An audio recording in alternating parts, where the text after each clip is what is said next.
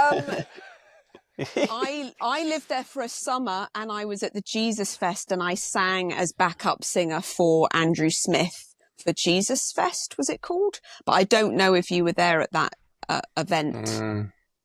Yeah. No, probably not. Wow. So, yeah, that was an experience. Sir Andrew Smith. Yeah, Joby, you played at that thing many times, Joby, is that correct? No, you know your story with the Weird Sisters? Yeah.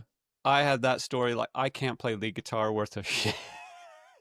And I think Heather Clark was playing at Jesus Fest, and she's like, "You want to play guitar?" You know how Heather just like so ramshackled. And I got up there, and as soon as it was like game on, I realized this is a terrible mistake. I didn't know what the hell I was doing. I was just fiddling around. I was trying to find, because I can't read music or anything, and I'm fiddling around trying to find what key it is, and then just noodling this stupid little noodle. So when I showed up at Kamloops, it was there was a meeting going on as I arrived. I think, Joby, you left to pick me up from the bus stop, bring me back to this meeting. I walk in, and Heather Clark looks me up and down, like giving me the once over, because I was dressed very European, which was so Abigail not. I remember what you were wearing, because Abigail was making. I don't know if you've ever been to these fabric stores where you can buy like fabric from making like a tablecloth. Vinyl tablecloths. And it's super vivid. Like you can get all like flowers or vegetables or... Mine was vegetables. So Abigail had this vegetables with a butterfly, I think, and she'd made it into this like top, which was like cut off here, right?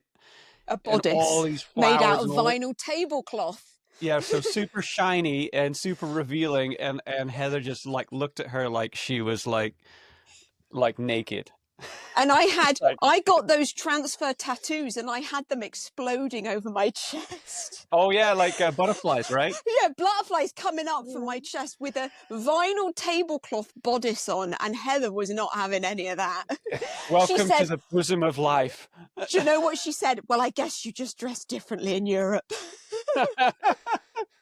Because she was wearing a nurse's, they'd go into thrift shops and layers and layers of clothes in the middle of summer, just anything to not reveal that you've got a body. Right. Very modest. You might as well be wearing one of those hijabs or harems or whatever. Oh, completely. Right. Yeah. I had a baptism of fire, and then we spent the summer on the streets doing busking, and that's where she wrote an album, I guess. An album developed from that summer of busking. Yeah, so I was there for that experience, which I'm sure was nothing out of the ordinary. I just happened to come along when that was happening. Nice. Yeah, so quite a memorable experience. I bet, man. Everybody's got stories from Kamloops, eh? Yeah. So we are recording. The reason for this podcast, Rick, you're the first revisiting guest. Oh, wow. There you go. Makes me feel like we're a legit podcast now. Yeah. You are. When you have someone twice.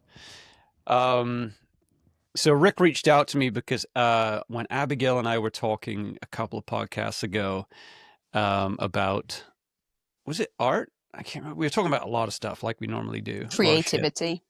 And I posted a little clip that said something along the lines of, if there's no money in art, I ain't doing it. And Rick, this makes me so sad.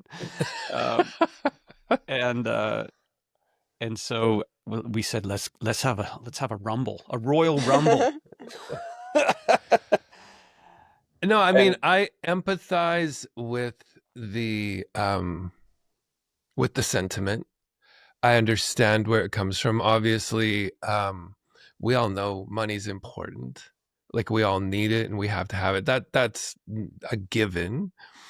I guess I felt like when and I suppose Abigail, not even knowing you, there was something about the way you were saying what you were saying that made me really sad, because somebody might be like, oh, I do graphic design for a job.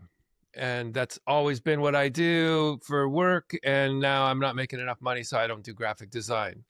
And I know there are graphic designers that are very creative and very artistic, but sometimes you'll feel somebody's like, this is what I did for a living, and I can't make a living at it anymore.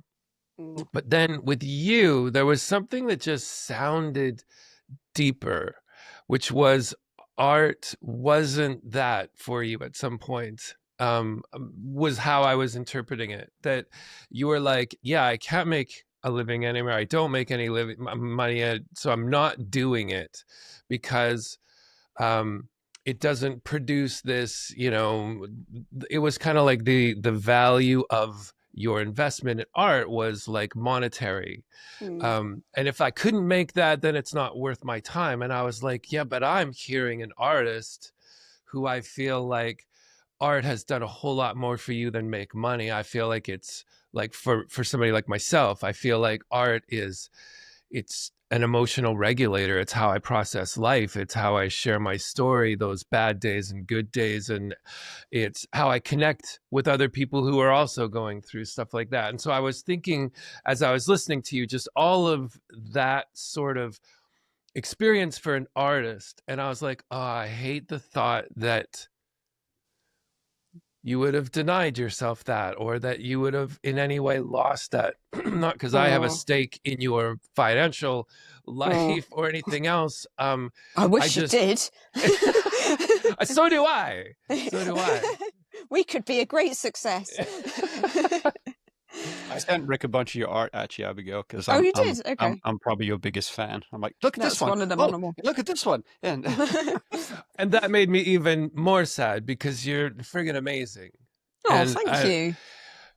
and I also know sometimes as an artist, the process itself. I mean, I for both of you, I was thinking about you too, Joby, just in terms of how you were saying, yeah, I wanted to make it as a band, as Whitfield. I wanted to make it, and then it wasn't going to happen. And it was kind of like you were able to channel that creativity from this band project, trying to make it, whatever that meant to you, into, yeah, now if I build a business, or I want to build a treehouse, or I want to do something creative with my hands, I funnel my creativity into that. And I think that process of creation for us as artists and creative people is like got its own value apart from the finished product and apart from if we're able to monetize that.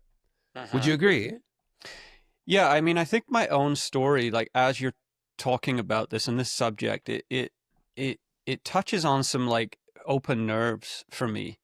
Um, because I have this relationship with my art, which I have a hard time equating building a business as art. Hmm. All I know is that it fed that angst in me. Like it kind of channeled my focus. I need something to focus on to build, and I love building stuff. Um, and the music, like I got out of music before I saw all these guys in their like late, you know, moving into their 40s, kind of getting bitter at the industry because they had this trajectory that they wanted to be on and they just weren't getting picked up or noticed like they thought they should. And I kind of pulled out before that happened to me because I wanted to, you know how you see like someone like Michael Jordan, I don't watch basketball, but watching him is like watching poetry. And I remember he got out of basketball at the very, very top, I think, and some athletes keep coming back to it and they just slowly, and I felt like we had maximized as far as being my goal wasn't to make a lot of money. It was to make a living doing it for sure. And it was, I had created, the music we created was not really meant to be sung around a campfire. It was designed in a way like, and it just naturally came for a bigger audience. Like it was too loud for a small room. But yeah, so when I think about art and people say, "Oh, do you write songs anymore?" There's a little bit of like this kind of fear around treading back there because it did kind of I became an insomniac, and I think it was mostly triggered from the trauma of Kamloops, because I was exiting Kamloops, exiting my relationship with God, and understanding that, and music was a way of me processing all of that. But I had a 10-year struggle with insomnia, which was like, Abigail knows it very well. It almost put me in the grave. Like, it was brutal. And when I piece it together, it was like writing a song became so freaking obsessive to me. Like, I would wake up in the night and be like, I don't think that verse is right, and here's a lyric, and I'd write it down. You probably felt that, right? And I wasn't happy unless it was perfect. Like, I couldn't just put a song out. Like, I would wrestle those songs until I squeezed every last bit of life out of it, and it took a toll on me. And so I think I mentioned when I was talking, maybe in our conversation, Rick, that, I've had to learn how to jam, Right. and because our band we've shared a community kind of jam space, and we have all the in-ears. It's all our instruments are sat there. I mean, it's the jam space we always wanted, and we just play for 2 hours, and then it just evaporates into the ether, and we walk out of that room. And I really had a hard time with that when I first started doing it. I'm like, what's the point? Where are we going? Are we going to write a song? Because I like writing a song. And I'm still not a natural at just like jamming and walking away. Like, I do like creating a product. I mean, if you were a potter and you're on a wheel and you start with this lump of clay and then it just ends up a lump of clay and you walk away, like, usually you want to end up in a vase, something nice, and then you stop the potter's wheel and walk away. Like, when I start playing music, I want to create a thing. And so I've had to learn, and I haven't succeeded fully, but I've had to learn how to just have fun with my friends playing music. And I'm not a pro at that, but it was a definite learning process for me. So my journey, my relationship with that form of art is I'm a little standoffish. Like, I haven't written a song in so many years. I can play cover music because cover music doesn't cost anything to me. Right. It's other people's feelings. So I don't really, it's just, it doesn't require any energy from me. Whereas writing a song, it seems to extract a ton of energy until it's written, and then the energy kind of comes back into me. And that part, I'm kind of like, yeah, maybe don't want to go there. Are you doing this, like jamming with these guys now? Or is this something that happened years ago? No, we have a space. I mean, now I've moved to the island. It's very few and far between. But we have like 2 drum kits set up there. It's 2 bands, sometimes 3 bands that have put all their stuff into one room. Held up 4 fingers. There's 2 bands. That's a 5 true, bands. you're dyslexic. Got 4 bands. Yeah.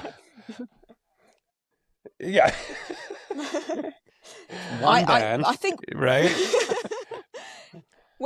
I wonder whether Look at in my that hands, clip I like said to, oil. good Lord, no, but when I said to Joby, oh, I wonder how much of that might have been taken out of context, because in the broader sense, when me and Joby were talking in that podcast, we were bemoaning almost this mechanism in us where we drop something, walk away and move on to something else. And we said, hey, isn't it curious that both of us have this thing where when we're done with something, we lay it down, walk away, and no desire to return to it.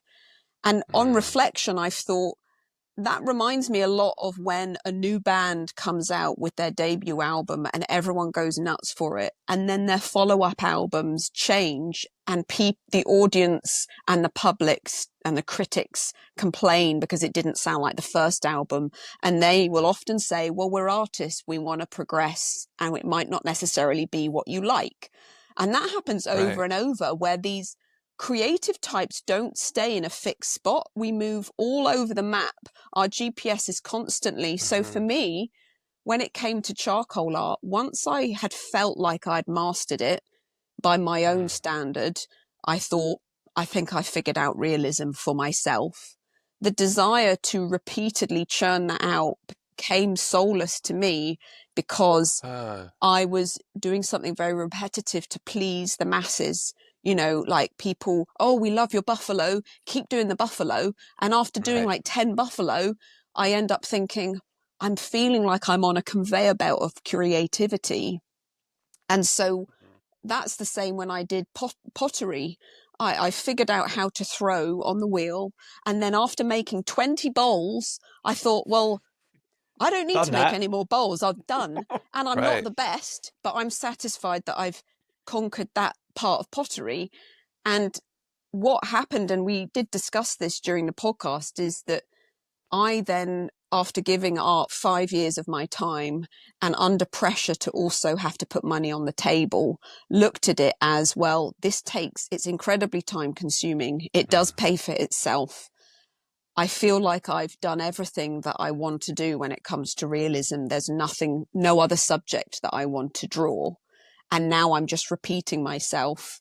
And when I discovered interior design, and I went into basically, I guess you would call it I do Airbnb. I started kind of hosting people and running a different type of business. What I noticed is my creativity was just as satisfied, and it changed form, and I was making money. So I thought, this is a win-win. I'm creative in business. And I think that me and Joby both have this very industrial type of, you know, we just kind of, as soon as we do something, we think, oh, there could be a business in this. Like within 10 Right. minutes of an idea, we're like, let's brand it.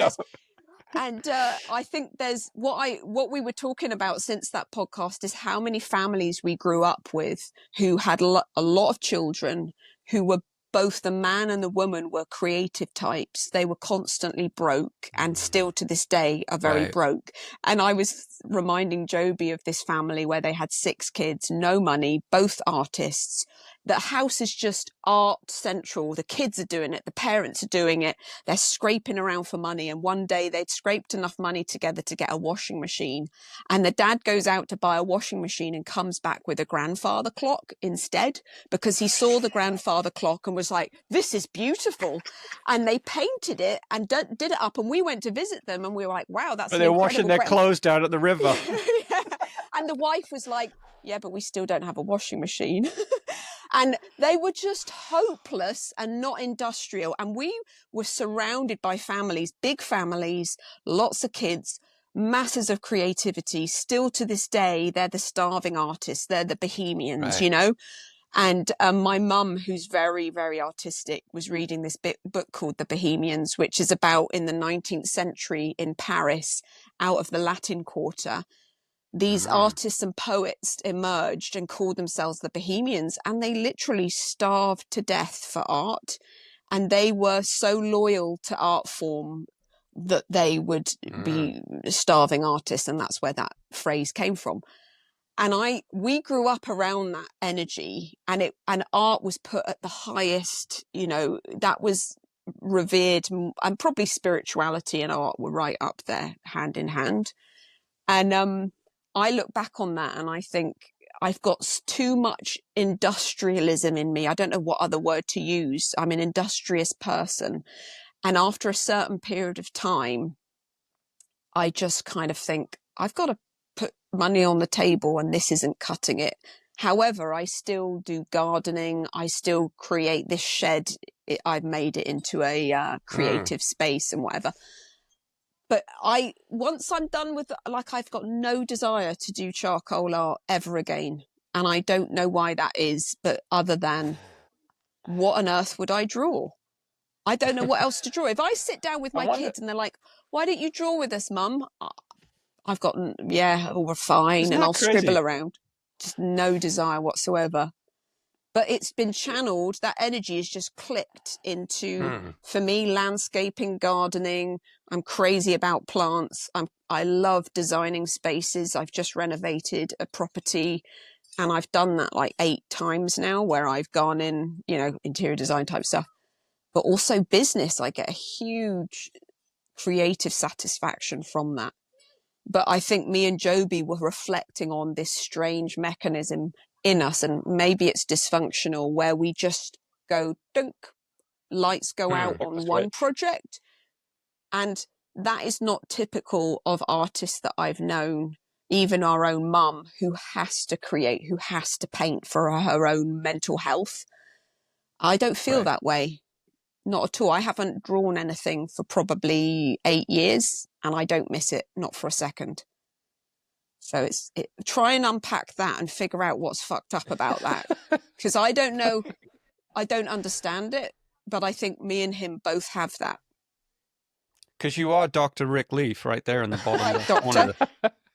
Slap Leaf. a diagnosis on us and let's get some medication rolling here.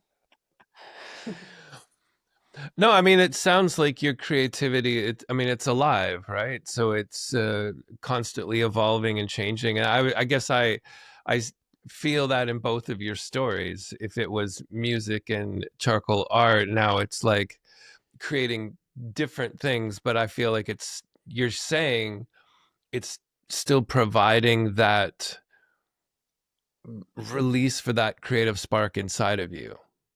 Definitely. It sounds like. Yeah. And what I said to Joe... Sorry, go ahead. No, go ahead. Well, I was figuring this thing out the other day, and I shared it with Joby on a podcast, where I realized that creative people have energy that has to be used up, or we become a nuisance to ourselves and a nuisance to those around us. And I realized that energy it has to be channeled in one way or another, as it becomes destructive, and I'll get depressed if I can't be creative. So I've started to acknowledge that don't keep it inside, channel it in some way or another, or you'll become a nuisance. And we were just comparing notes on how, even if from a GPS point of view, we don't move many places, we're not going on adventures, our creative minds make our lives very exciting because of that energy that creativity ignites. And I can be sitting on the couch and have a paradigm shift when it comes to a creative thought, and suddenly the room lights up in my mind, and I'm like, oh, what have we got here? And life's exciting again. And it's really interesting because not everyone has that. And I've noticed that people who aren't creative types would not describe their life as exciting, but creative types are excitable people, and their outward experience still looks the same. We're not going to Haiti. We're not, walking up the Himalayas, but we're going fireworks and it makes life really quite interesting. And yet geographically, nothing's really changed.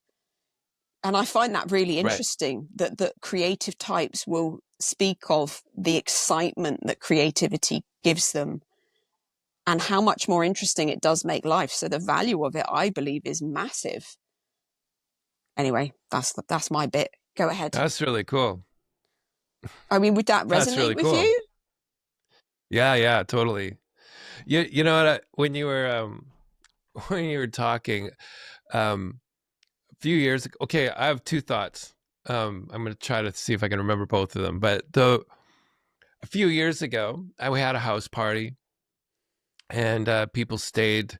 The one guy left at like 3 or 4 in the morning. I was just like, I wanted to go to bed at midnight, and this guy was just hanging around. He was obviously having the time of his life. And maybe a month later, he shows up. I haven't seen him since. He shows up and he's like, he's got this plan, and he's talking about community and shared boat ownership, and how, the community and elderly people and people with dogs and everybody need to be able to get on the water and do stuff. And finally, I'm like, what are you even talking about? And he blamed it on me.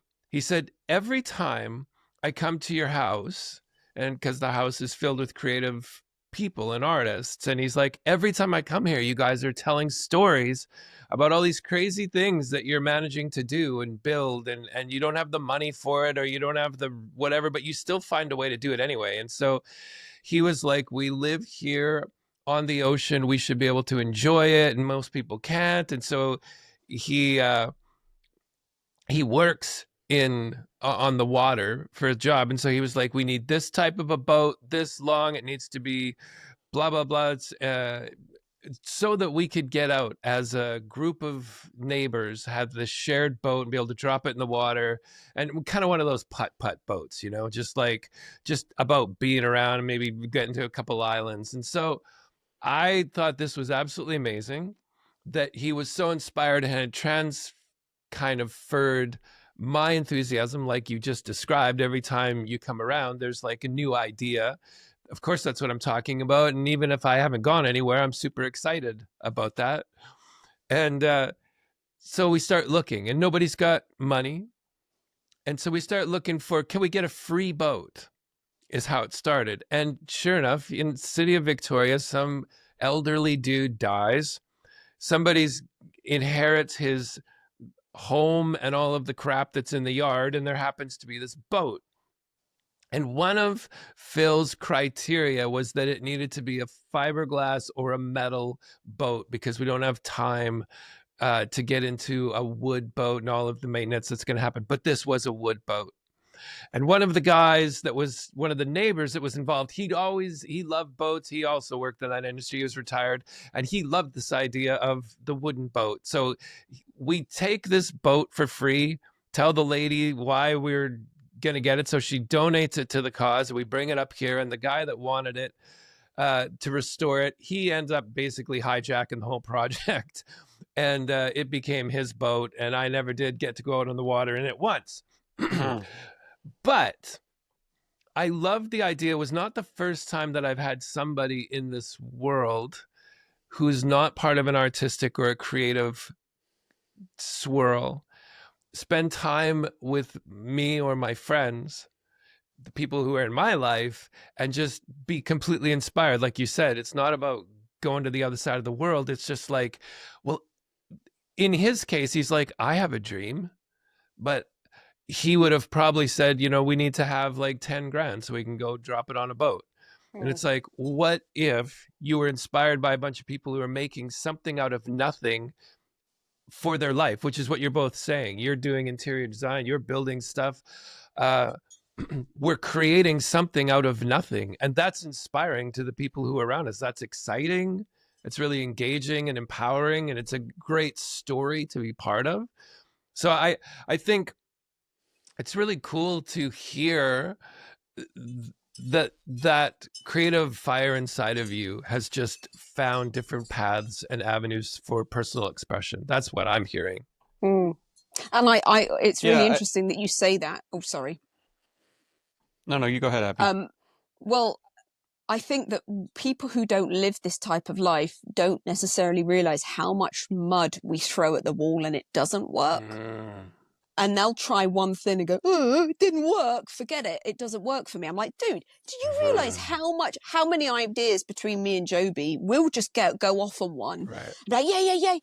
And my kids are like, you know, they've heard a lot, and some of it happens and some of it doesn't. But I've kind of committed to myself that I'm not going to stop throwing mud at the wall. And I think that's what the difference is between a creative type, like what you're saying, and then someone who plops in, gets inspired by what you've already got on the go, probably doesn't realize how much mud doesn't make it. And, you know, they kind of see this energy, and they don't necessarily know the price tag or the price you pay for throwing mud at the wall. But I think it's amazing that people can get inspired by it. But I just find it interesting if it's not part of their integral nature, that they get a bit surprised when things don't always work out either. And I think, gosh, that's like 80% of my plans don't work out. And yet I just keep going, and one day something's going to stick. And I think that's what the difference is. Go ahead. Yeah, I wonder whether, you know, I don't wonder, I think I know this is to be true, is like, for me, it's a call, it's a craving and a thirst for adventure. And so when I started Whitfield, I mean, talk about, you know, Rick, you're in music, one of the highest mountains, when there's a mountain range of art that you want to traverse, making it in all of it is really hard. Actor, painting, music is up there. It's there's thousands and thousands and thousands of bands. And the thought that you would kind of somehow rise to the top of all of that heap is most people would just be like, what's the point? Don't even start. But the way I look at it is like, I could do that. I go to a show and I'll be like, something is sparked inside me, like this little ember. And it's saying, I think I could do that. I often have this thought when I see a plane flying overhead or something, and my mind kind of wanders, and I'm like, okay, and I put myself in the position of the pilot's just died, and or passed out, and you have to land that plane. And I don't know anything about flying a plane, but in my head, I'm like, I think I could do it. And I've thought myself quite often through the kind of motions of, okay, a guy's talking you through it.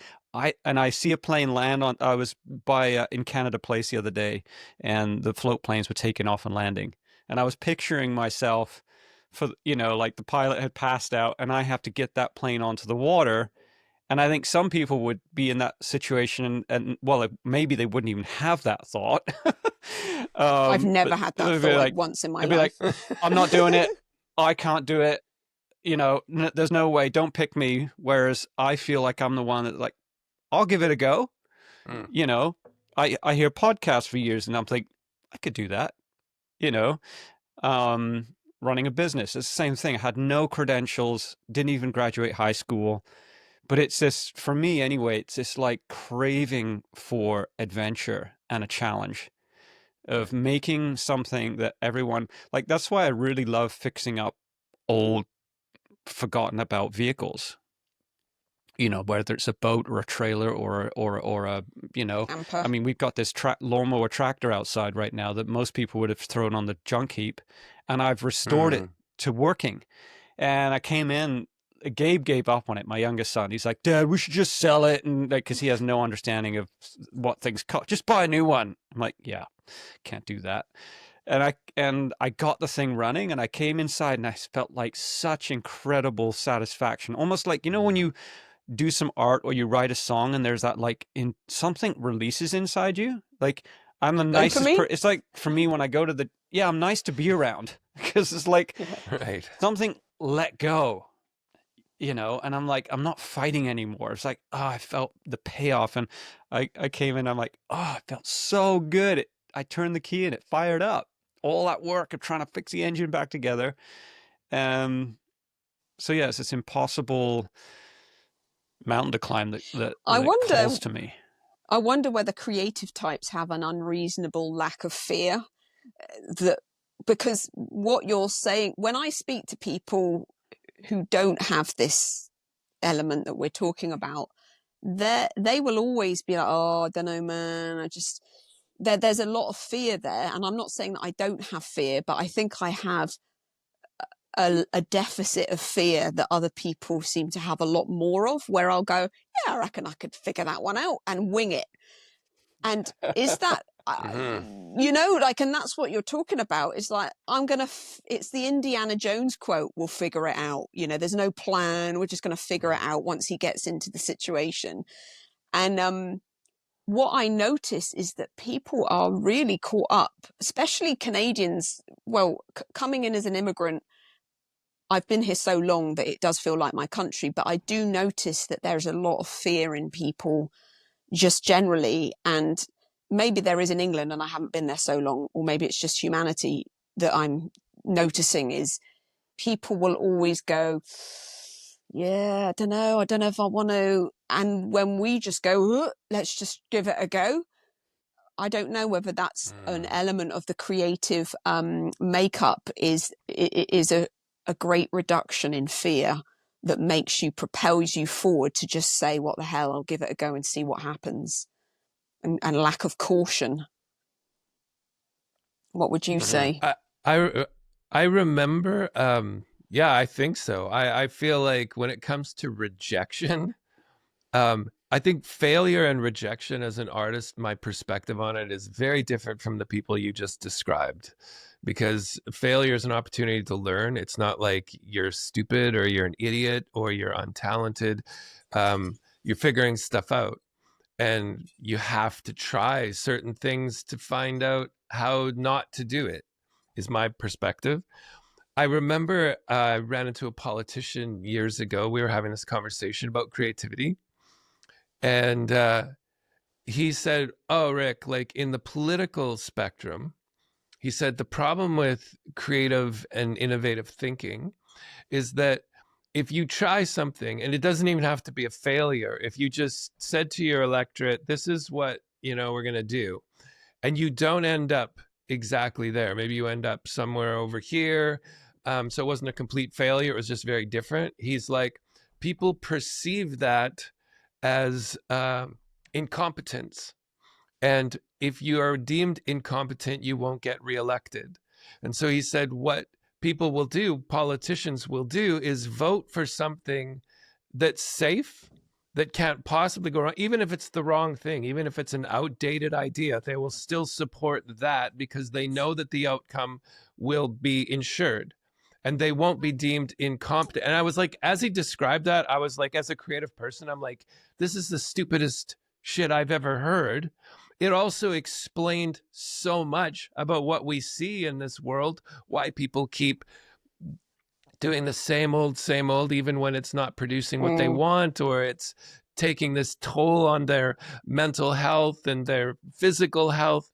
That I realized that was when I realized I was just a completely different person, and I live in a completely different world than that world. So true. Yeah, And, I mean, the idea of an artist being on a production line in a factory is like, you might as well send me to concentration camp. Like, yeah, because it's, yeah. But being locked It's not into easy that, though, is it? Being in, go for Abby. Well, it's just when you realize that some people are locked into that, so they would look at a creative type and go, well, that's all very well for you, but if I try that and it backfires, I'll lose my position and it's not worth it. Therefore, there's that reformity, that almost an unspoken probably expectation. We don't do those types of things. It's not worth the risk. But then they must be, for example, academically or something, they must be getting some level of satisfaction to not want to walk away from that completely, because our personality types would probably just go, count me out. So there must be something in there where they're majority academic, have a little bit of creativity, maybe, that big five, high in openness. Like I would say we're probably all high in openness, but then you've got other people that have that academia that satisfies them, but a little bit of creativity, but it's not worth the risk of integrating that into the profession they've gone into. So they just shelve it and look with envy on creative types. Right. I mean, my neighbor right over there is I've got a couple of neighbors, but one of my neighbors, he's like he sells ice cream for a living. They got no kids. They got a dog, and he is the most his day is like methodical. Like he rides on a Friday afternoon on his mountain bike. He walks the dog every day at 6:30. He works in it. His garage. He does like his hobby is like carpentry, and Gabe and I went over there for drinks one time, and we look in his garage, and it's like completely vacuumed. All of his tools are shiny. I can There's totally no picture it. sawdust.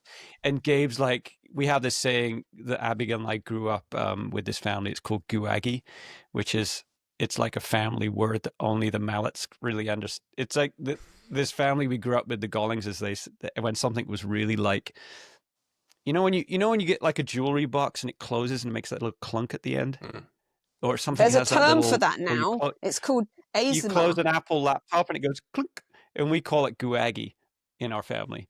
And so Gabe looks at his garage and he's like, "That is so Gooaggy. Everything's perfect." But I've had since I've moved here 2.5 years, I've had 5 big accidents on the farm, and my neighbors all kind of like, "Oh, what is Joby?" Like every time Tara calls out, all my neighbors are like, "What's happened to Joby this time?" And it's like, no, I was just seeing if you wanted a cup of tea.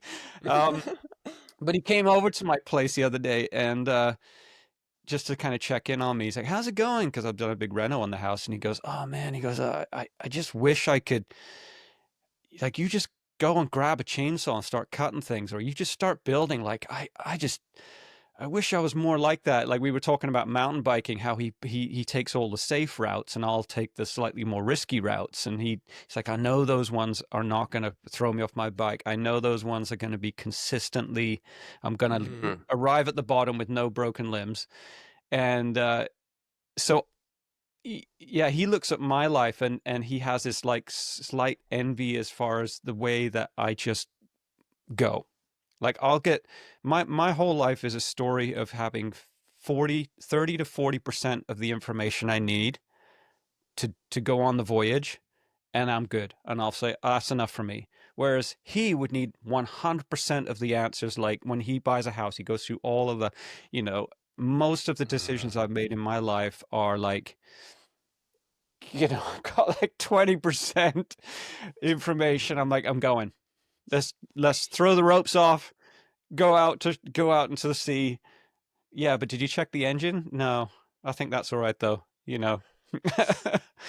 Yeah, And so I'm it's the type. ended badly a lot of times, but I still can't help myself. That's just the way I am. And he looks at me and thinks, "Oh, I wish I had some of that." And I look at his life and think, "Oh, I wish I had some of that." Just that kind of quite satisfied with doing one project around his house a year. You know, his cup is full, whereas I've got like 20 on the go at any given time. I remember an investor speaking to me though, and he said it's not about the math; it's about how you can sleep at night. So some people can sleep at night with 9 remortgages on their house, and they don't break a sweat, and that's their emotional capacity, and the math works. But other people, even if the math works, they couldn't refinance more than once because they wouldn't be able to sleep at night. People who are uncomfortable emotionally, he said it's got nothing to do with, if you were growing your business and that made sense and you had done all the number crunching and to refinance that many times, you knew you'd be good. Some personalities, you've got to know your emotional limit. So if that guy were to do some of the things that Joby does, he might not be able to sleep at night because emotionally he's reached his maximum of what he can handle, and he stays well within his emotional capacity, whereas your emotional capacity, Joby, is way greater. Like you can live in a a very unhinged environment and not break a sweat. In fact, that's when you feel most alive, whereas most people would feel very distressed in those scenarios. And I think that's another component to creative temperaments, is they're okay with the slightly unhinged, chaotic, don't know how this is going to work out. And a lot of personality types do not handle that very well at all. And for them, they're like, "I'm out. I don't enjoy this process anymore. It looked good on the outside, but now that I'm in it, this is horrible." And that's a huge difference. Yeah. Rick, what do you think about, I was just, as Abigail was talking there, I was thinking, what do you feel, because your wife's an artist, right? She still does, is a tattoo artist for a living still, and does amazing painting and, but one of the things I've often wondered is like, do I crave, does Calamity, because like, I don't know how you feel. Like do you know what I mean? Like, Yes. I wrote my best songs when I was breaking up with a girl or going through hard times. Like I remember listening to Jack Johnson for the first time, and I just like threw up. I was like he's singing about banana pancakes. Like what the fuck? And I hated it until Tara took me to Maui, and it's all reggae in Maui, and they got nothing to complain about because it's always sunny. And I was like, "Oh, I get it now." But do you feel like drawn like a moth to a flame towards some type of like, I don't know if it's disaster, but Definitely, as a younger artist, yes. And I think maybe in our 20s, maybe life is just more chaotic. And maybe it's more chaotic because we're figuring everything out for the first time, and we probably have the least amount of emotional or social tools in our tool belt and experience to deal with all of those kind of things. So I would have agree in the early part of my life, the chaos and the torment and the whatever all came out in songs. I wrote so much about all of that.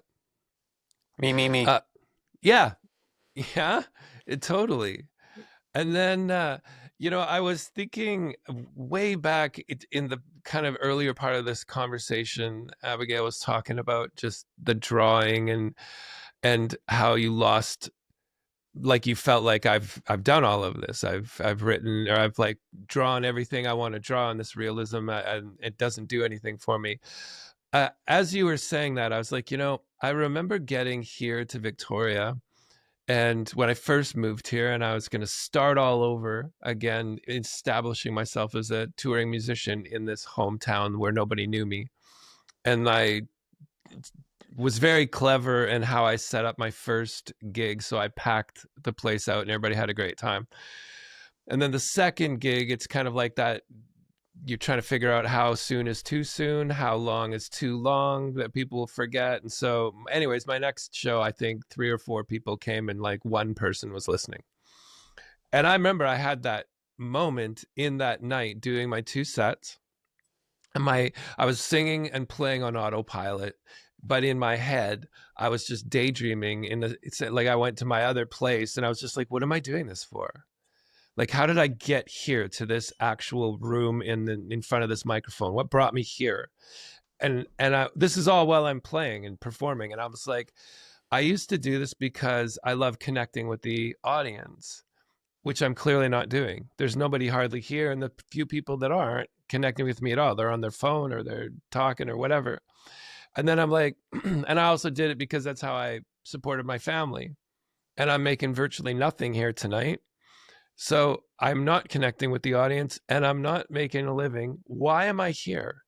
And I realized in that moment, I think it was the connecting with the audience that was more valuable to me than even the money. And because I just feel like that shift has happened, that I was like, oh, I'm done. I cannot tour anymore like this. Even if I was making thousands of dollars a night, I would not be able to happily keep doing that, because the part of the art for me was, well, as an artist, was that the art was breaking down the barriers between the audience and myself as the artist. And we were having this conversation, or we were having this moment and this experience. And losing that, I was like, okay, I can't do this anymore. And so I did sort of, I've never stopped doing music, but I did stop touring. And that was when I was like, okay, what can I do with this skill set? Whatever I've got in my toolbox. And I was like, okay, schools.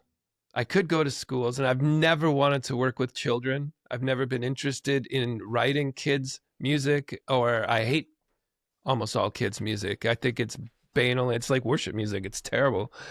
And,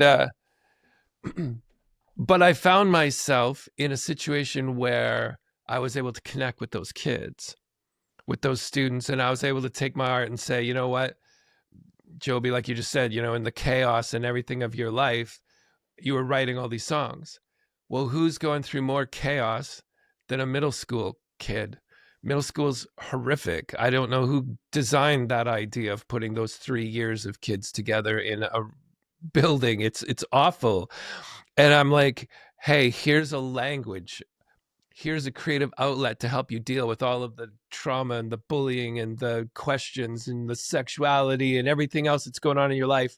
And that, to me, became, I realize where that creative spark flowed for me. It kind of like definitely took a lateral kind of twist that I didn't see coming, but it allowed me to still be writing and performing, but in a very different way, which is what I kind of hear from both of your stories. So I feel like there's a parallel part of our kind of journey where you're just like, there's too much creativity inside to keep it inside. And I feel like we've probably all seen Zara and we went for a bike ride the other day, and we stopped at this coffee shop often on our ride. And I walked in, and the Cranberries song "Linger" was Yeah. playing on the speaker, and I was like, that was the album that Zara had just gotten when I met her. And so I remember getting in the car in Kelowna to do a road trip down to Vancouver, and we listened to that whole album. And I was like, oh my God, Dolores has been gone for how many years?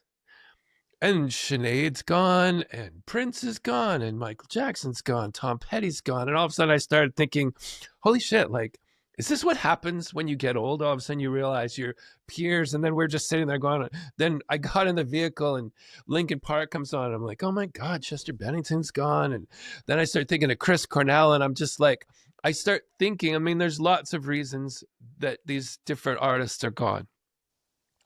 But sometimes I think, this is my own theory, it's like when an artistic person loses that original flow, but there's not a way for it to channel some other direction, I wonder if it just ends up eating them inside, and the kind of banality of a mundane life or whatever thing that, I don't even know if this is making sense, but I sometimes wonder why so many artists this happens.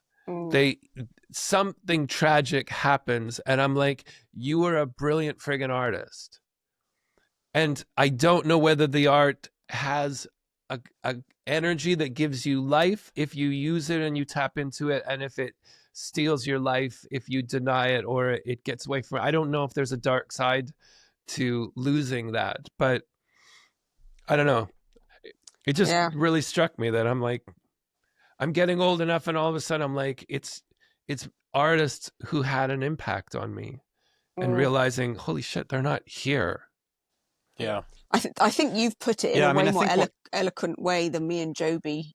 We put it in a very crass way compared to what you're describing now. Poem he just wrote. Well, basically, when you talked about being on stage, realizing I think I'm done here, is essentially what me and Joby were talking about, but we just didn't say it so poetically. It's like, I think I've come to the end of the road on this one, and you've managed to reinvent it like you have with these youth. And it seems like what you're speaking to, because I was thinking about David Bowie. He's another one that's gone, and and that maybe there's an implosion that happens when they've come to the end of the road, but maybe they haven't acknowledged that and been honest with themselves, and they're still on that conveyor belt. I was thinking about the Elvis Presley documentary and movie, where I had no idea how much he was imprisoned to his producer, and he couldn't travel and he couldn't leave Las Vegas, and that music just died on the vine for him.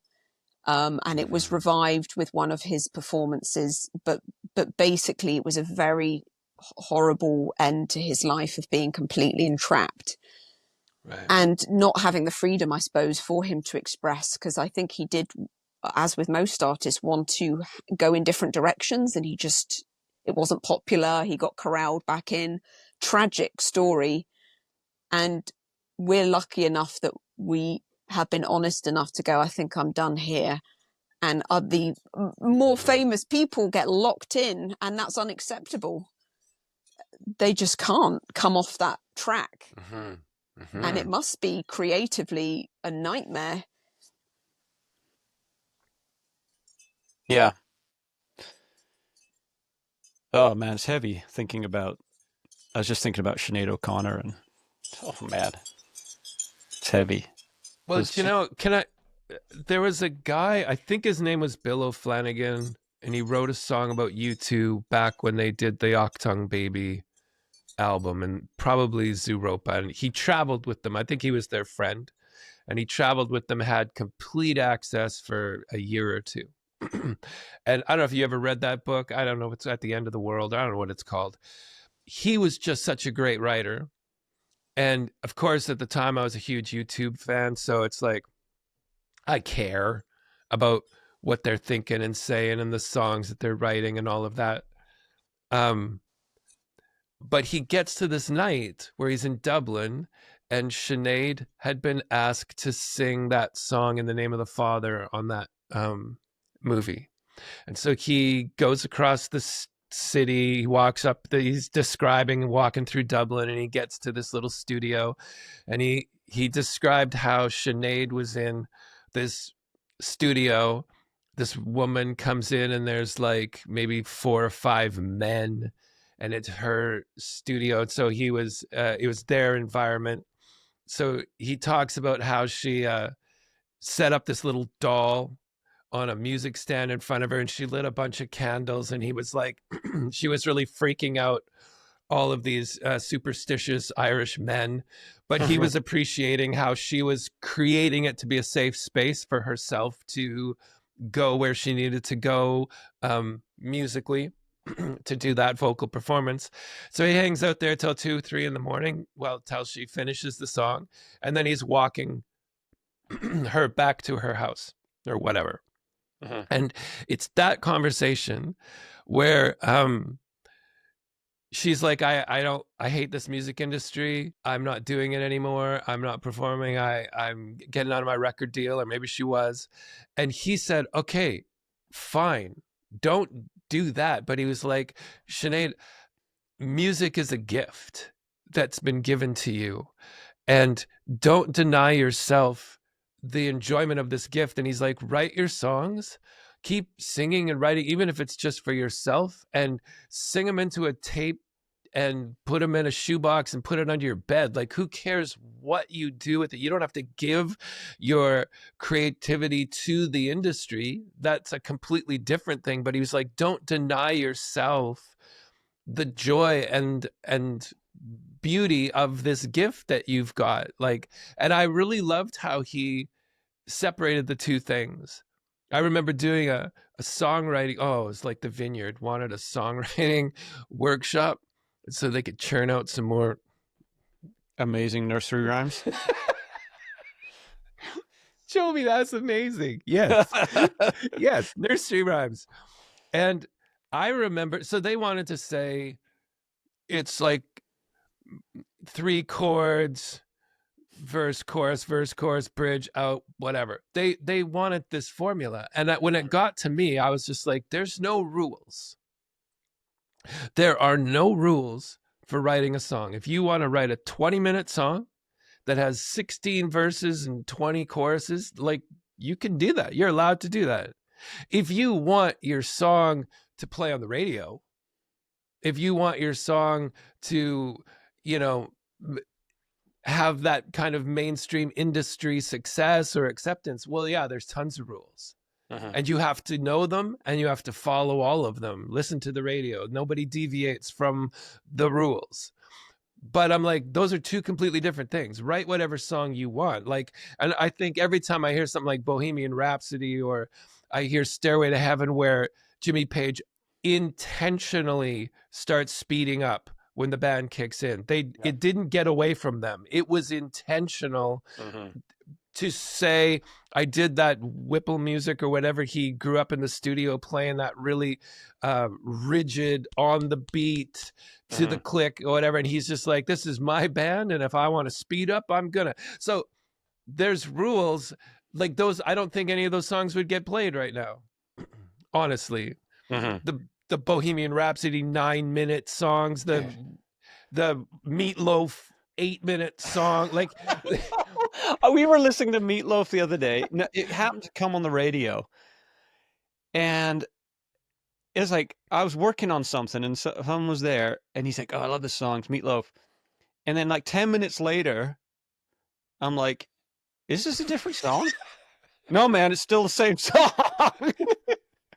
Like Tara, whenever we do karaoke and the drinks are flowing, the song that she picks is "Tiny Dancer." Oh, yep. And it's like, it takes 10 minutes to get to the chorus. And by then I'm asleep. Just waiting for that payoff. Man, when I listen to Bohemian Rhapsody, every time I listen to that song, I'm like, how the hell do you write a song like that? Like, that is like almost spiritual.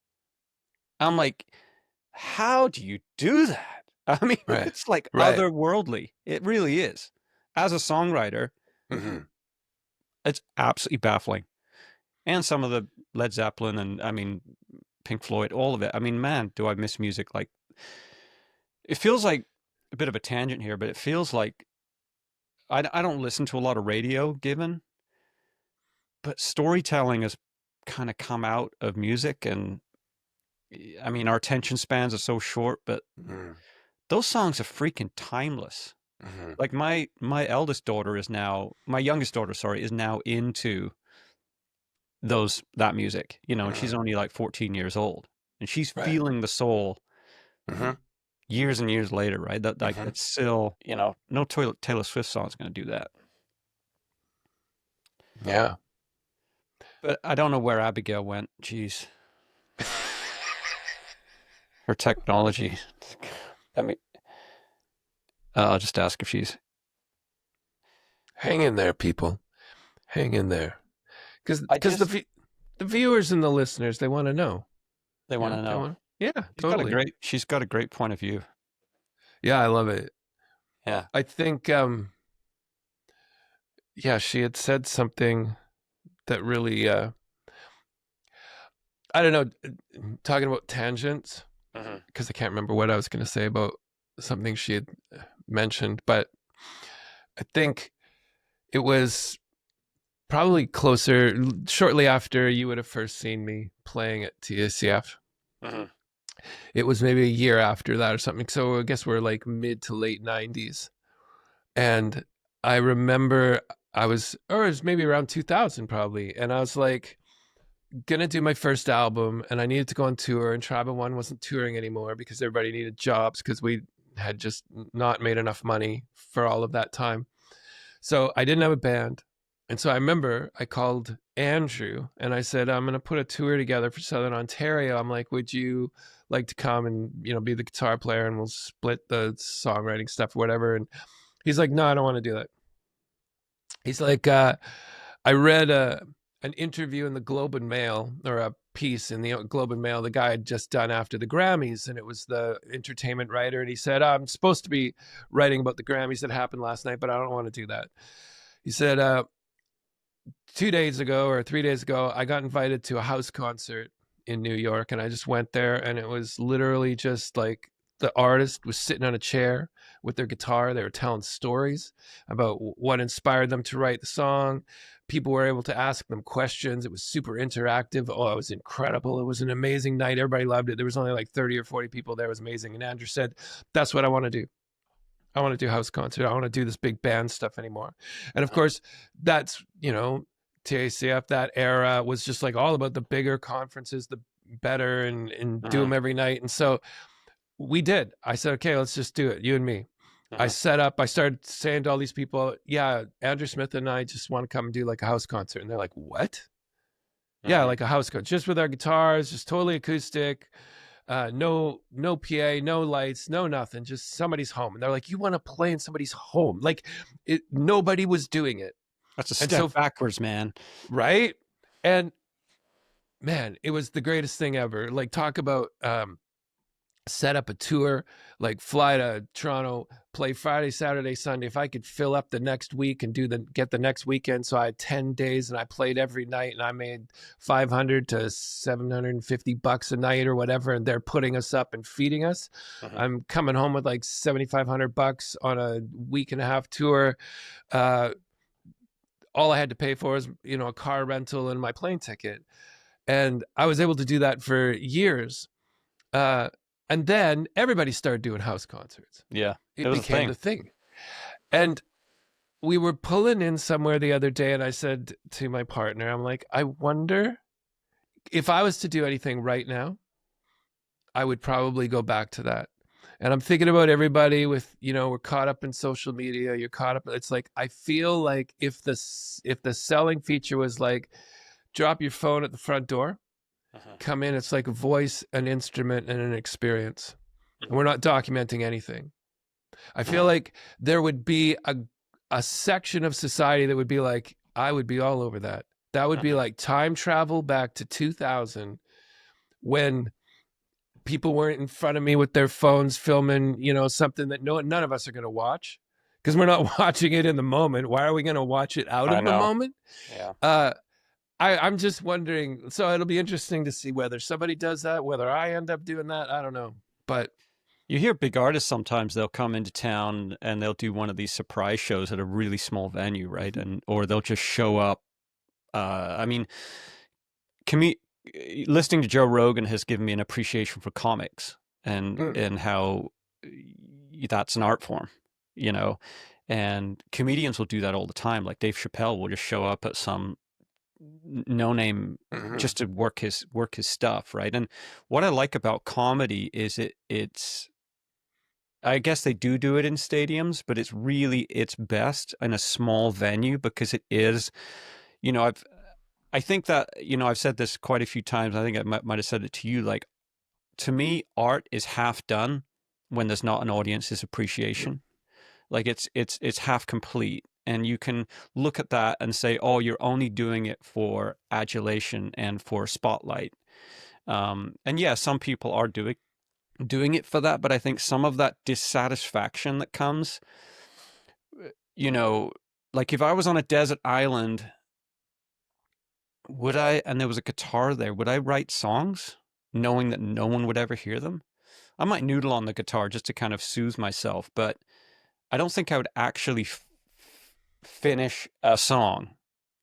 I would be building a raft probably with that guitar. Right. But that there's something when you're doing the art, you're thinking about the pleasure it could bring to someone as well, right? Because it's you're a servant.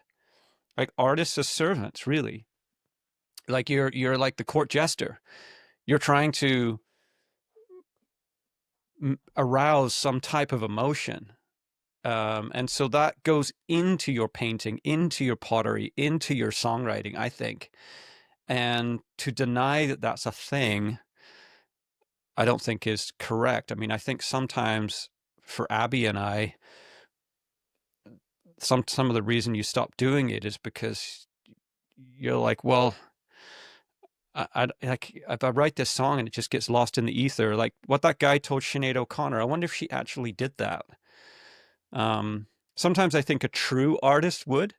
Maybe I feel like there's different levels of artists. Like a true artist, a thoroughbred would just do it anyway. Right. But for me, even when I build stuff around the farm, subconsciously, what I'm really doing it for is for like my wife to notice. Wow, look, you just made that ugliness into something pretty.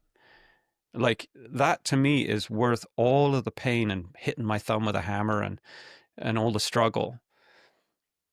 It's like the world goes round when we find out what we're good at and then serve people with it, right? And realize that it's just, well, when I first reached out to you and I saw the little clip that you'd posted where I said, oh, that makes me really sad. And I think I told you, somewhere along the line, I'd heard somebody say that art, the way they define it was that art was a conversation with the artist.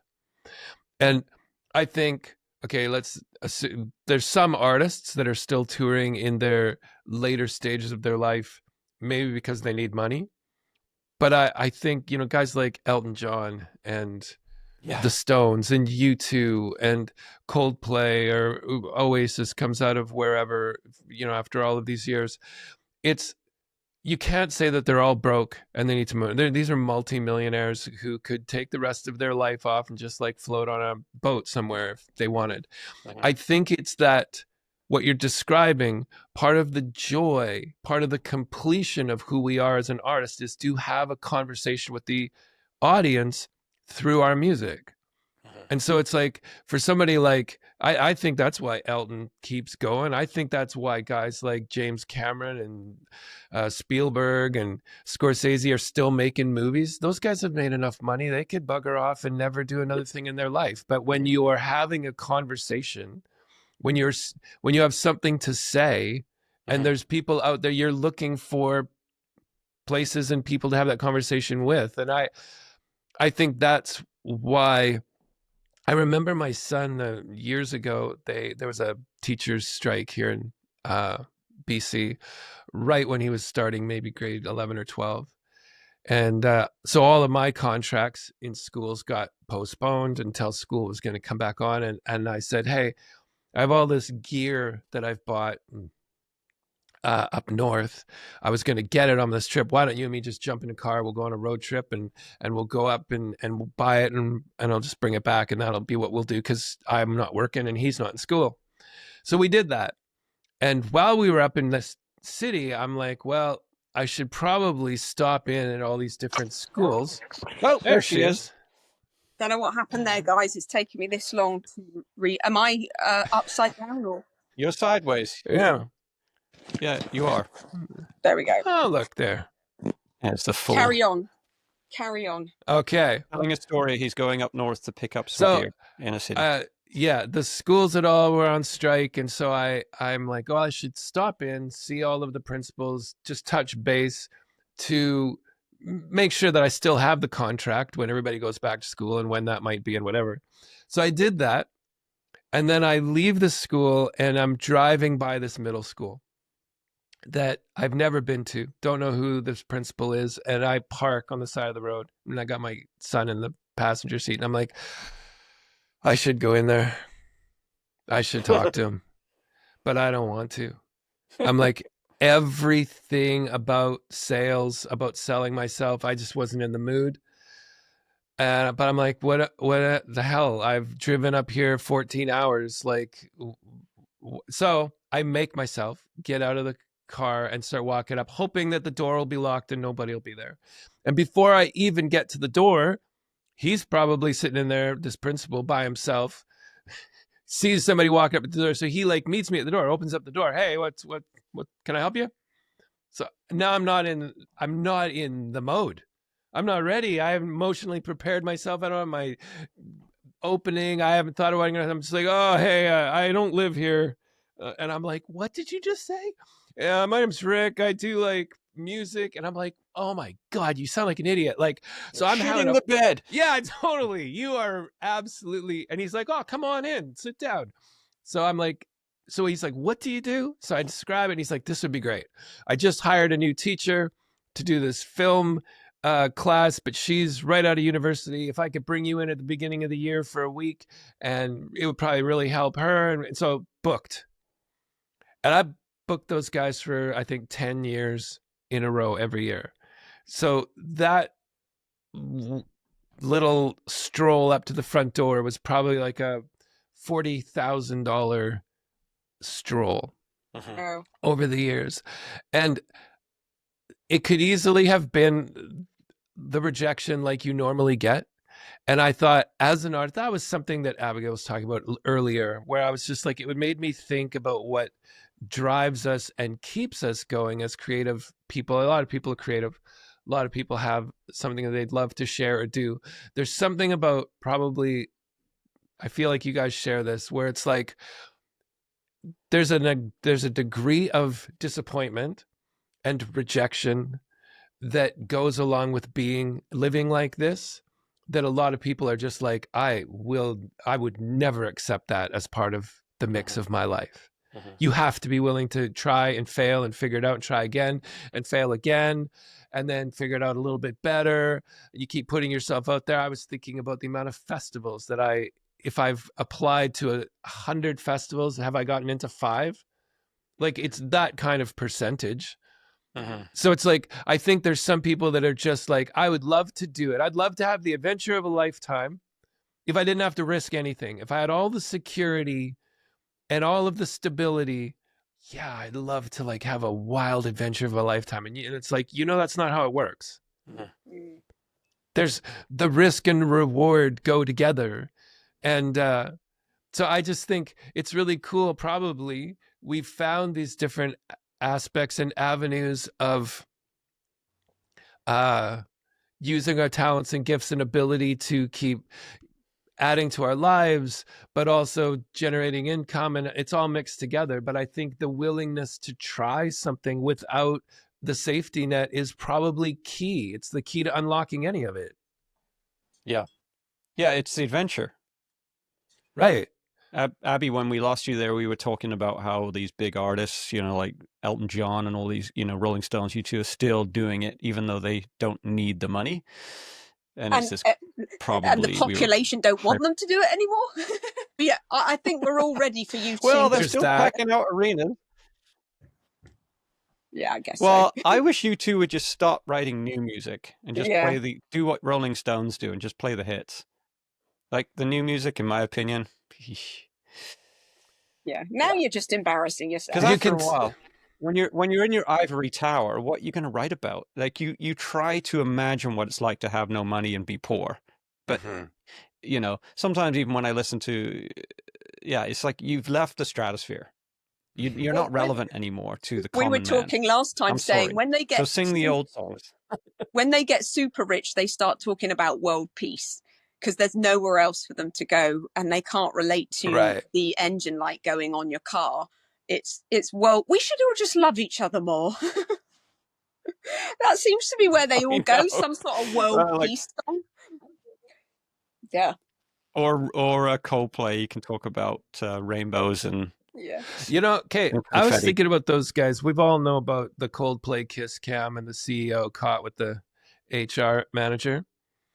I'm kind of curious whether Chris has been looking for risk as an artist that you kind of have to manufacture. Like they put people up on the kiss cam and then he's got his 2 chords that he's playing back and forth and just tries to make up some lyrics and sing to them on the spot. Is that what he does? Something. Yeah. And I was like, it can suck. Sometimes it's probably funny sometimes, but I was like, I wonder if he's still searching for that thrill of free fall. Yeah. Because you play the hits, everybody's going to go home super happy. Like there's no risk in that. Uh-huh. I don't know. It's interesting. He should risk not One wearing... of the things, Abby, I'd like to say... you should risk wearing clothes that actually fit him. Honestly, not wearing his kids' clothes. Looking at his clothes, and he literally was wearing jogging pants with the baggy knee part. The ones you'd wear sitting around on a Saturday morning watching TV. That's the kind he was wearing. Proper job. What? Out of shape jogging and they pants. Kind of like come up to your hip, right? And then there's a bit of space for his belly to pop. And then he puts the shrunken t-shirt that got shrunk in the dryer. So he's got this. Like, dude, take a risk and wear something other than your round the house lounge gear. Right. But what were you saying, Joby? Oh, I was saying, Abby, so with your art, going back to your charcoal art, if for some reason, like say we're on this podcast and it goes viral and someone looks at that little drawing in the background there and all of a sudden your drawings just go mental and people start picking it up and the checks start rolling in, does that reignite the flame? No, not at all. Really? I would go, okay, how many... Would different subject matter? Yeah, but I can't imagine. I would have to find a subject matter that excited me, because the reason I restarted it after I didn't draw from the age of 18 to about 37. So I did no drawing during that time. And then one day I took a piece of charcoal from my fireplace and started sketching and realized that charcoal was a medium I'd never used. And it really ignited an excitement for drawing again. And then I did my first buffalo within 3 days of that. And then I'd never drawn animals before, and these wild animals, and it just started evolving, and I was coming out of postnatal depression and it kind of rehabilitated me. And also I had to make my peace with my art style, because we grew up in an environment where my mum was abstract. It was Picasso, it was Pollock. It was not fine art that was realism. That was not revered in our home at all. So I rejected and I kept on being good at realism, and I can't do abstract.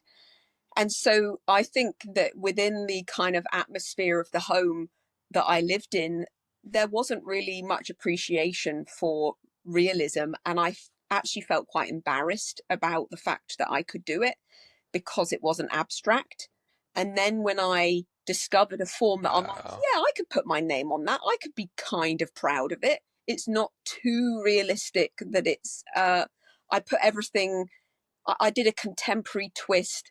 I just tried to find something that I could deem as acceptable about realism because I'd rejected that art form, because all the art that I grew up loving and what was respected was very much. Lost you there, Abs.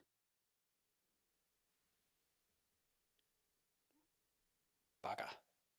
Can you hear her, Rick? No. Yeah, we lost you there. It might come through in the recording, but we were losing you there, Abby.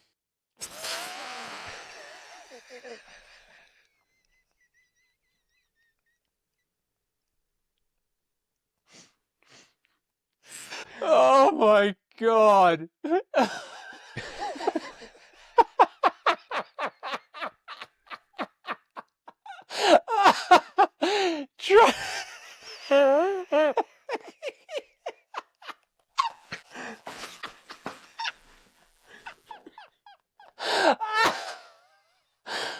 Oh, I haven't laughed that hard in so long.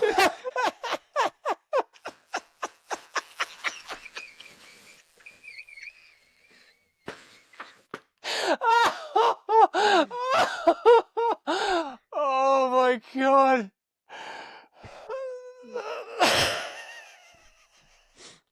Worth it all. I needed a good laugh. Are you still there? We can't hear what you're saying. Your internet's going in and out. We're trying to be pro here, and really. Riverside is just not your friend. I think it's her bad Wi-Fi and her shitty phone. I don't think it's Riverside. Well, where was she going with that? Oh, her art journey. It was really interesting. Yeah. Fuck. It was good. Some good content there. So anyway, Abigail was talking about. I remember. You were talking about art.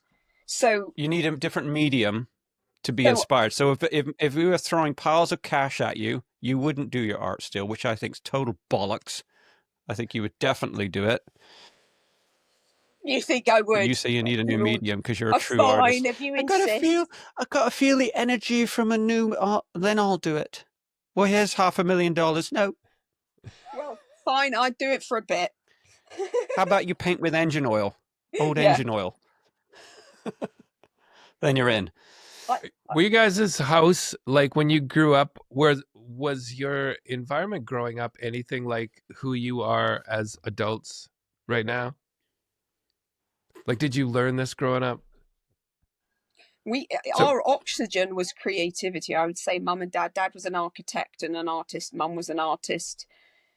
And then there was the spiritual element as well. But there was very, not only creative in how we lived and the kind of environment was very artistic, but also the conversation was very, very imaginative and lots of ideas. And we're going to go live in the Philippines and be missionaries. And it was all very explosive as far as ideas go.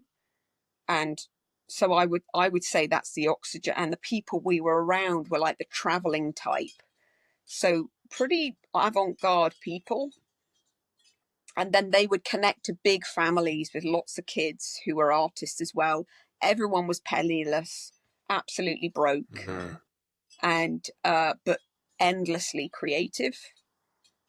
And so I think, from my point of view, I don't even realize I'm being creative until people come into my space And then I realized, oh, I guess it's a bit different. I'll go into someone else's space and I'm like, it's kind of dull, like nothing much going on here.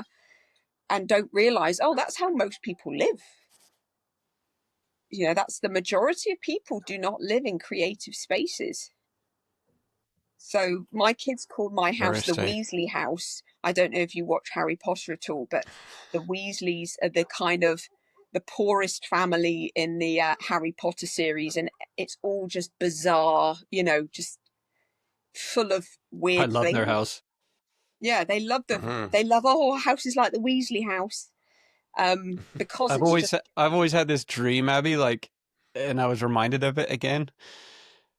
Oh, that laugh was so good for me. I haven't laughed that deep for a while. But I was like, I'd love to have a store called Abigail. And it was just, no one knew what was coming. Like, it was always fresh, right? So there would be just, it's like, what's Abigail working on? I don't know. Banging around. When it comes out, you probably like it. She's banging out some pottery now. Oh, no, now it's. Yeah. And just that would be kind of cool, right? It would be just this like perpetual, then that would inspire always changing. Yeah. But it sounds as if, I haven't seen your house, Rick, but certainly Joby, just constant creativity. Mm-hmm. Would you say that's your home as well? Totally. Yeah. That's why I think it's so funny when I meet people who, as I'm getting older than some of these people that I work with, they're a little bit older than me. So they're getting to the age where they're starting to retire. And there's one guy in particular a year ago, I was like, oh, you're retiring. And I was like, holy crap. Like, he didn't seem old enough to be retiring. And I'm like, what are you going to do? Got a RV. So we're going to take it down to Arizona in the winter, be able to play a round of golf. Now, admittedly, I'm not a golfer, but I was like, the idea of spending half of a year living in a holiday trailer in a desert in Arizona so that the highlight of my day was to go play a round of golf. I'm just like, I would get no joy or satisfaction or spark out of living that way. And I'm like, dude, I just feel like I'm just getting to a point of my life where my productivity is probably going to go through the roof. Like all of this decades of experience and opportunities and education and tapping into different aspects of what I can do and who I am. You're talking about, how you look at yourself. I don't remember how you put this, Joby, a little bit earlier, but I was like, I often, when I have to learn something, I'm just like, stupider people than me have figured this out. That's usually what I tell myself. Like, I say that out loud if I'm intimidated. The other day, yesterday, I spent the whole day working on this new, really complicated bit of gear that I got for filmmaking. And I'm like, all I can tell myself is like, stupider people than me have figured this out. So I can do anything I want. It might take me a little bit longer, but I can do whatever I want in this world. And I feel like the thought of retiring now and checking out is bizarre to me. I think artists need to be around each other more to have these kinds of conversations because they do inspire and realign. Mm-hmm. Because I think sometimes you can get lost in the fray of just life and it's good to just kind of realign with what really makes you happy and what makes you tick. Like last night I was sitting in, I'm recovering from this back injury and we're lucky enough to have a hot tub, and the hot tub at night has been really helping my rehab. And as soon as I sat in the hot tub, I started like blaming, like critiquing you worked too hard today. You got too focused. And then I stopped myself and started saying the opposite. Man, you got so much done today, and look at the productivity you had, and look at what you created. And I was like, man, my first go-to is to like berate myself for my gifts. And I'm having to learn to look at them through a different lens. you know, you don't relax enough, you don't sit on the beach enough, you should have watched TV, you know, like when Tara and like I'm sitting in my basement right now and I'm looking at our couch, they'll be watching a show and I'm here editing Hmm. because for me, I just love that's creating, right? It's like sitting watching a show. Yeah, I could do it, but then I'll be like banging on myself for not being over there sitting on the couch, and so it takes a lifetime to sort of like, for me anyway, to like, yeah, see your gifts and actually not judge, I don't know, not be mean to myself. Right. So yeah, I think it's good to realign and I think there's a lot We're of guilt also associated because what you're talking about, Joby, I love editing. I love editing videos and whatnot. There's something really creative about editing, and not wanting to waste any time. So if a movie's going and I'm doing a project on the side, mostly my inner critic is actually worried about how other people in the room are judging me. Because if no one was there, I would just be like a piggy in mud and I would do it without being apologetic. But my concern is, are my kids going to be like, you always were, blah, blah, blah. You're so distracted. You're always into something.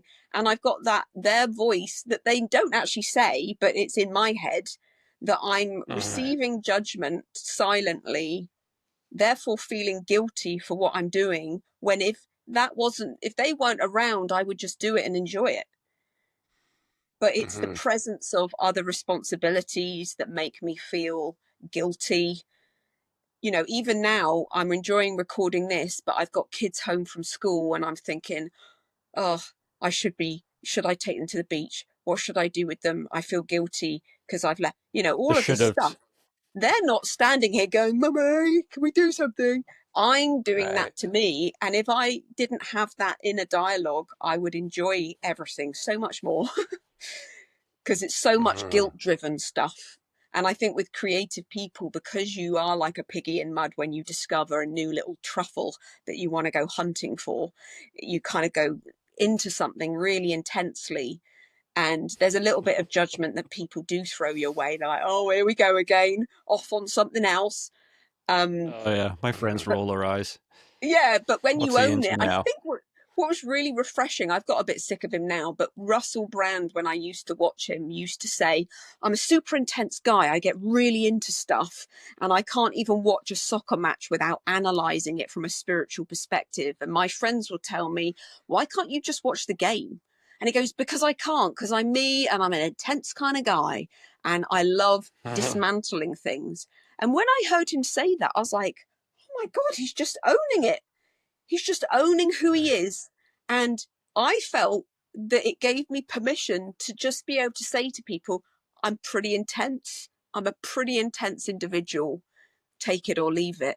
And all I needed to hear was him own it, or someone own it to that degree, to where he just said, yeah, I'm that kind of guy. I can't just watch a soccer match without looking at the deeper principles of life and the great game of life or whatever. And they all roll their eyes inevitably. But I really admire it. And me and Joby have talked about this before, where when you own who you are and you're honest about who you are, all of a sudden those things that people would judge as weakness actually become something that they admire, the fact that you're just owning it and go, yeah, I'm a pretty intense individual. I get stuck into stuff and I go down a rabbit hole and you won't see me for a few weeks.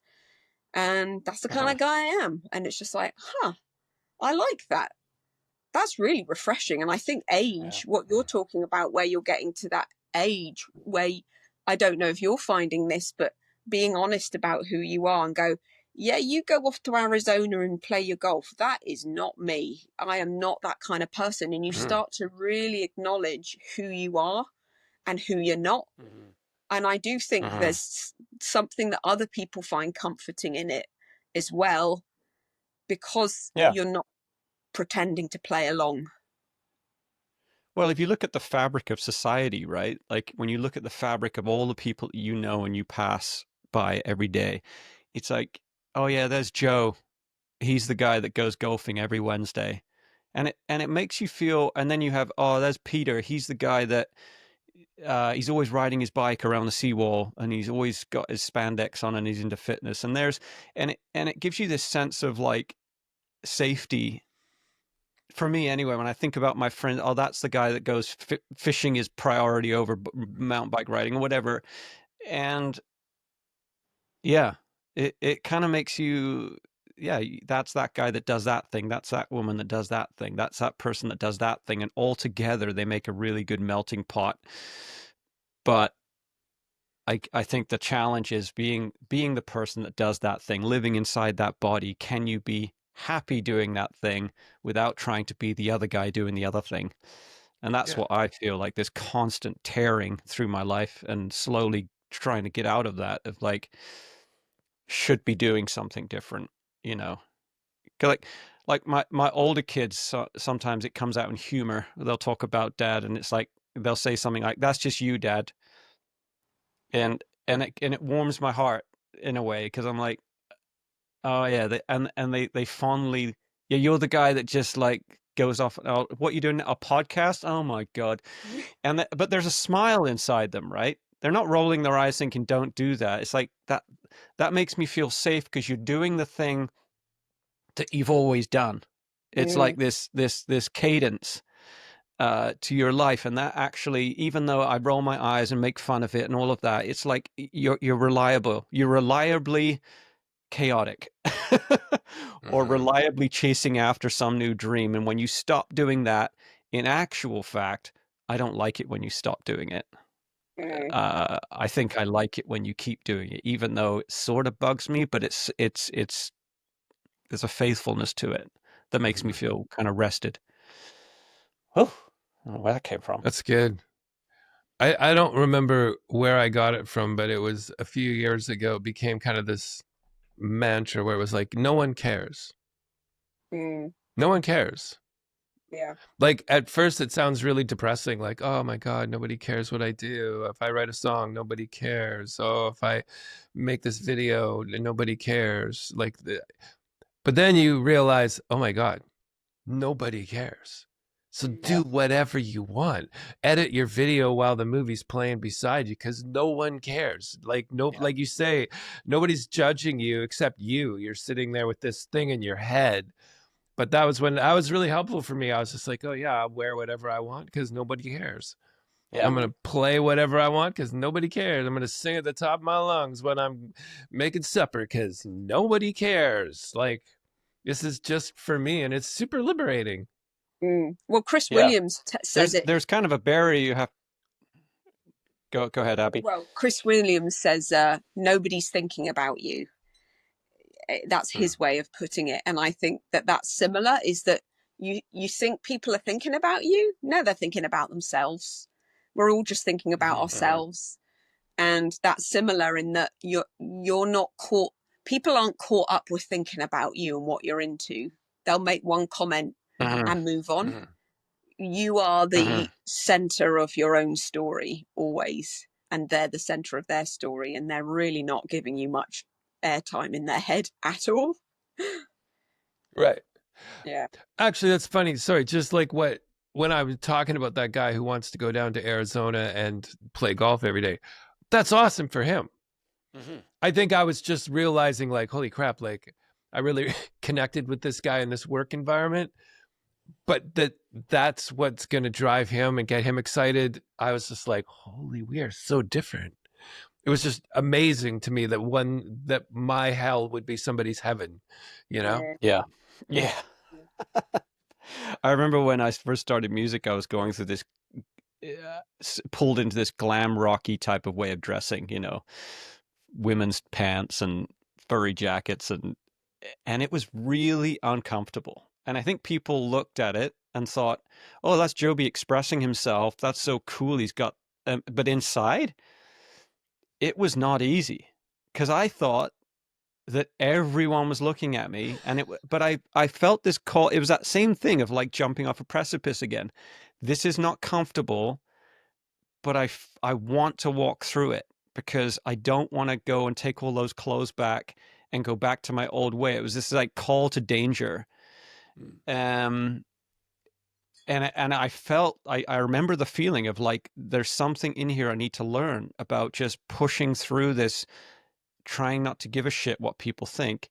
Because in actual fact, when you go to gay pride parade and you see some guy in a thong, you look at him and you notice it, and then you don't look at him anymore. It's like that's extreme. Like if I was to go downtown wearing a thong, that would be like, I would think all eyes are on me. Or you see some guy covered from head to toe in tattoos. It's like, it's a split second, oh, noticing, and then I'm not, and then I'm on to something else.